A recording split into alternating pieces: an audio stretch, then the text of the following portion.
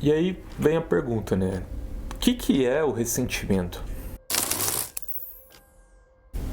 E aí galera, tudo bom? Aqui é o Ricardo. Aqui eu queria abordar a questão, uma reflexão mais para a questão da geração que a gente vive. A gente pode nomear assim como uma geração ressentida. Para um minuto, pensa, começa a observar as pessoas que vivem em volta a você, o seu círculo, inclusive a você mesmo.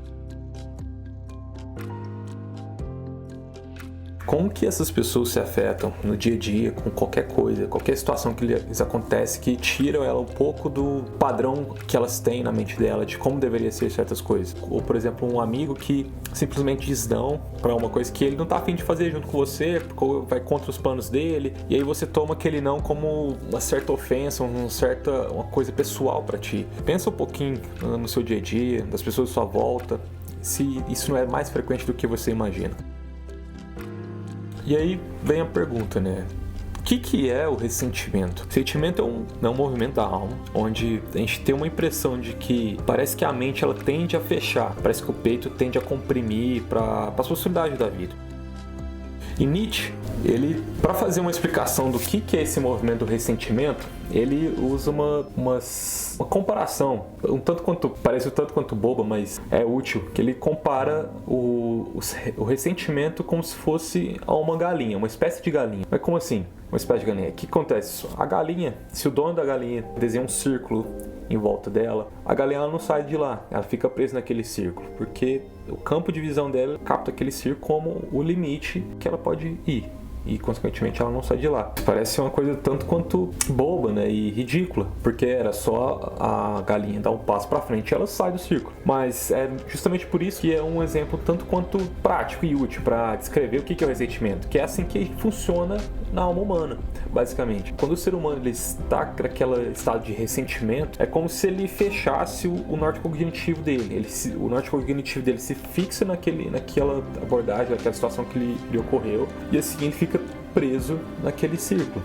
Então é como se a pessoa ela ficasse incapacitada de realizar um cálculo simples da razão, de entender que, tipo assim, ali não tem nada de errado, não aconteceu nada, não tem nada impedindo ela ou atingindo ela ou afetando ela, na verdade. Mas aquilo tudo está criado dentro da própria mente da pessoa, com isso criando uma situação irreal, não verdadeira, não verídica. Então, com isso, uma pessoa ressentida ela é incapaz de seguir em frente. E o problema disso é que ela acaba se corrompendo moralmente. A pessoa ela se corrompe moralmente porque a alma humana ela deseja agir. E como naquela situação de ressentimento ela não consegue agir, ela está com a visão amputada diante da verdade que está diante da realidade que está diante dela, automaticamente ela começa a criar um ambiente de justificativas essas irreais e antinaturais, que é como se fosse uma forma de escapar daquela situação e se proteger, que é a única forma dela conseguir conceber a realidade na cabeça dela de uma forma aceitável, a única forma é ela suportar a si mesma dentro daquela situação. E uma vez que você se permite se corromper moralmente, você está abrindo em ti uma abertura para o niilismo, onde o niilismo, sobre aquele lema de que a vida não tem sentido, transfere as experiências ruins para uma reflexão cósmica sem metodologia, ou ainda pior, perversas, com justificativas imorais para conseguir maldizer, de alguma forma, atacar o objeto do ressentimento daquela pessoa. E é como se fosse aquele tipo de animal, sabe, aquele animal amedrontado, indefeso, que ele fica perigoso e raivoso, mas não porque ele é bravo, alguma coisa do tipo, mas só porque ele está tão assustado e com tanto medo que ele ataca. A única ação possível para ele é atacar, porque ele está antecedendo um ataque do objeto que está diante dele. E o motivo da nossa geração, essas pessoas agirem dessa maneira, é porque essas pessoas em si, elas não sabem como se portar, elas não sabem como lidar com o fracasso, não sabem como lidar com a dor, com o sofrimento. E com isso, a única forma delas agir diante disso é, como eu falei, elas tendem a transferir a realidade para uma coisa irreal, uma coisa antinatural da qual elas criam na própria cabeça dela.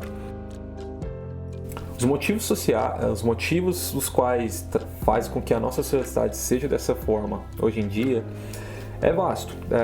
Questão histórica, antropológica, filosófica, psicológica, enfim.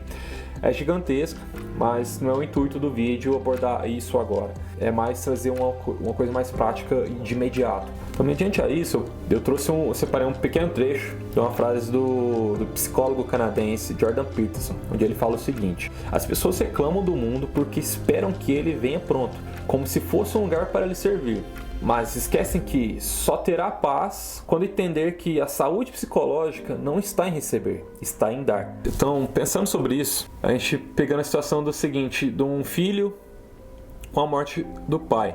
Então, feliz não é aquele que espera que o pai viverá para sempre e fica ali no canto choramingando, remoendo aquela dor, porque o pai foi embora. E sim aquele que aceita a situação diante de ti, aceita a circunstância de que o pai morreu e agora alguém precisa agir ali e alguém precisa servir as pessoas que estão à sua volta. E uma das funções imediatas ali é o que? É organizar o velório. É organizar o velório para o pai ser honrado diante daquele momento de despedida e essa pessoa ser o suporte das outras pessoas que estão ali. Então, essa pessoa que se entrega à dor, ela está deixando de se entregar para o outro, para se recolher dentro de ti em sua dor e esperar que algo ou alguém venha lhe salvar e tirar aquela dor de ti.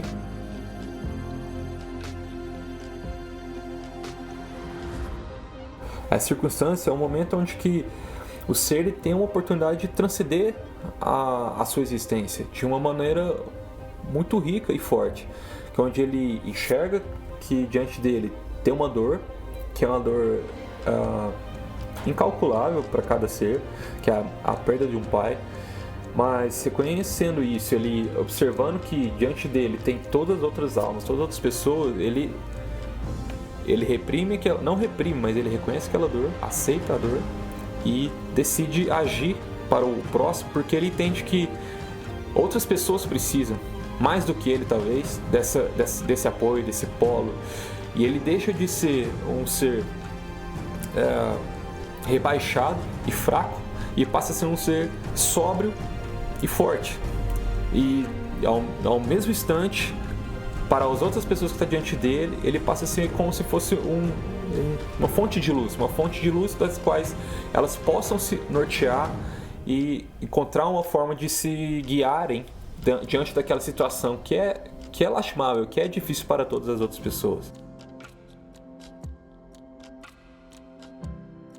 Essa pessoa que consegue agir dessa maneira, você pode ter certeza que ela já alcançou um nível a mais de transcendência da personalidade dela, da alma dela, e consequentemente ela se torna uma pessoa muito mais madura, porque ela é a pessoa que consegue entregar, ela consegue agir diante daquela situação, sabendo que o egoísmo daquele ressentimento dela não vale de nada, não honra nem mesmo o nome do pai que acabou de morrer.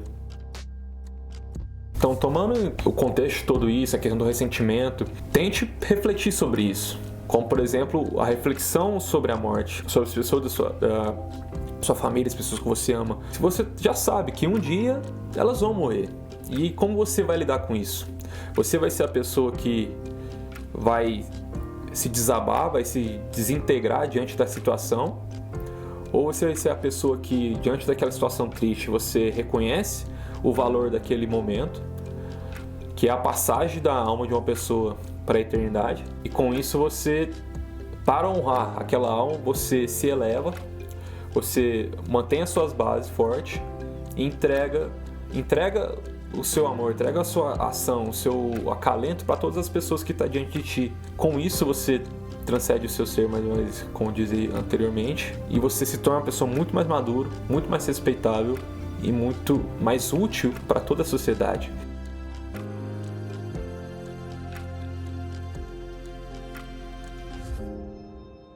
Bom, então é isso. Então até a próxima e a gente se vê.